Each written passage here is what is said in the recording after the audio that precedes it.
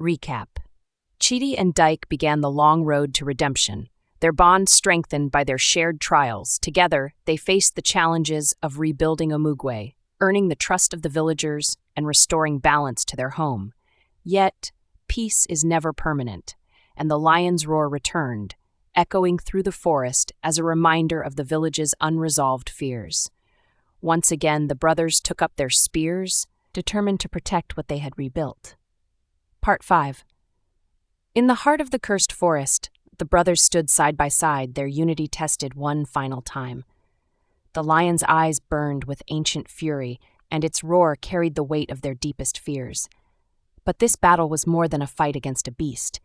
It was a reckoning with the past, a chance to prove that redemption, though hard won, was stronger than the shadow of betrayal. The village of Omugwe had settled into a cautious peace. With the return of Chidi and the ritual beneath the baobab tree, the curses that had plagued the village began to fade.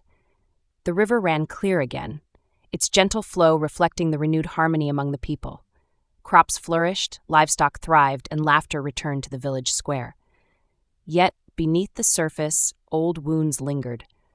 While many villagers embraced the tale of the brothers' reconciliation, others struggled to fully accept Dyke's redemption. Whispers persisted in the quiet corners of Omugwe, murmurs that questioned whether the younger twin had truly atoned for his betrayal. Dyke, now co-leader of the village alongside Chidi, bore the burden of these doubts in silence. Each day he worked tirelessly to rebuild the trust he had shattered. He led with humility, often taking on the most difficult tasks himself. Yet, in his heart, he feared that his past mistakes would forever define him. The return of darkness. One stormy night, as rain lashed the thatched roofs of the village, a sound shattered the peace. A roar, deep and menacing, echoed through the forest. It was the lion. The villagers froze, their faces pale with fear. The cursed beast, thought to have vanished, had returned. Its roar carried with it the weight of old terrors, a reminder that the past was not so easily silenced. Dyke, hearing the commotion, grabbed his spear and rushed to the edge of the forest. The villagers gathered behind him, their eyes filled with desperation. "We cannot face it again," one elder whispered. "Not after what it brought upon us before." Dyke turned to the crowd, his expression resolute. "This time, we will not let fear consume us. I will face the lion." The villagers exchanged uncertain glances, but they did not protest. Chidi stepped forward, his face calm but determined. "You will not face it alone, brother," he said. "We do this together." For a moment, Dyke hesitated. He had always been the shadow to Chidi's light, the follower to his brother's leader. But now, standing shoulder to shoulder with Chidi, he felt the stirrings of a strength he had long doubted. "Together," Dyke agreed. The battle with the lion. The brothers ventured into the forest, their spears in hand. The rain had eased, but the air remained heavy with tension. The forest seemed alive with whispers, the trees swaying as if sharing secrets of the past. The lion's roars grew louder, guiding them deeper into the cursed woods. At last, they entered a clearing. There, under the eerie glow of the moon, stood the beast. Its massive frame was cloaked in shadows, its fiery eyes glowing with an unnatural light.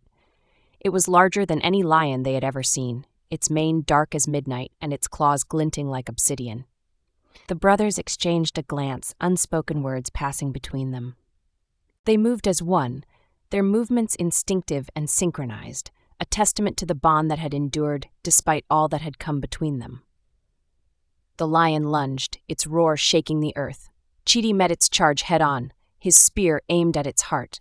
The beast dodged with an unnatural agility, swiping at Chidi with its massive paw. He rolled to the side, narrowly avoiding the blow. Dyke circled behind the lion, his spear steady. He struck, the tip grazing the beast's flank. The lion roared in fury, turning its attention to him. Dyke's heart pounded, but he stood his ground. He knew this was his moment, not to prove himself to the village, but to himself. The battle raged on, each brother working to outmaneuver the lion. Their spears struck in unison, each blow weakening the beast. Finally, with a coordinated effort, they brought it to its knees. Chidi delivered the final strike, driving his spear into the lion's heart. The beast let out a mournful roar before collapsing to the ground. For a moment, the forest was silent. Then, the lion's body shimmered, its form dissolving into a golden mist. The mist swirled around the brothers before rising into the sky, disappearing among the stars. The wind carried a whisper. The bond is restored. The curse is lifted. A village united, the brothers returned to Omugwe at dawn, their steps weary but triumphant. The villagers, seeing their arrival, erupted into cheers. The sight of the twins standing side by side, their spears bloodied but their faces alight with determination, brought hope to the hearts of the people. King Okeke summoned the brothers to the palace that evening. "You have done what many thought impossible," he said, his voice filled with pride. "You have faced the darkness and emerged victorious. You have restored balance to Omugwe." The elders, too, praised the twins, their skepticism finally put to rest. "Let this day be remembered," one elder proclaimed, "as the day the brothers of Omugwe brought peace to our land." Dyke, overwhelmed by the villagers' acceptance, felt tears sting his eyes. For the first time in years, he felt truly free, not just from the shadow of his brother, but from the chains of his own guilt. The legacy of the baobab.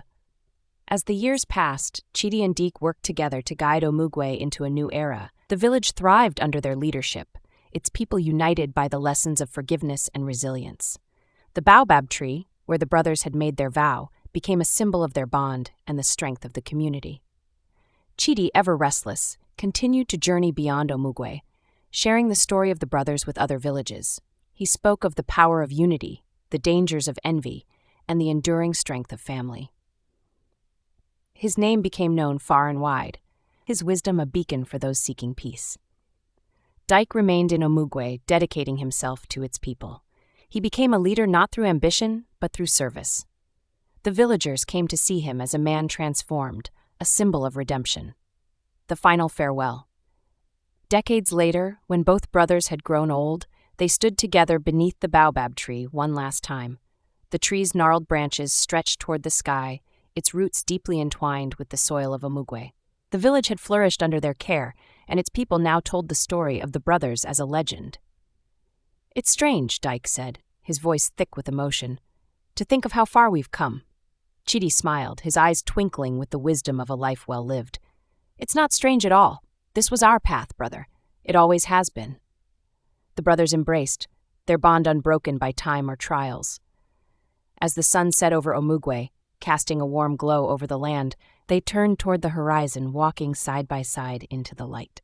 The baobab tree swayed gently in the breeze, its roots holding the memories of their journey. For generations to come, the people of Omugwe would gather beneath its branches to share the story of the twins who had faced darkness and found the light.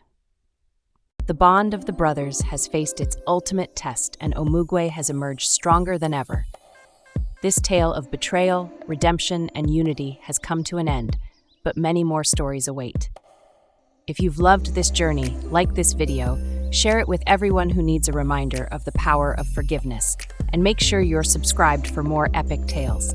Hit the notification bell so you never miss a new story. And let us know in the comments, what lessons did you take away from the story of Chidi and Dyke?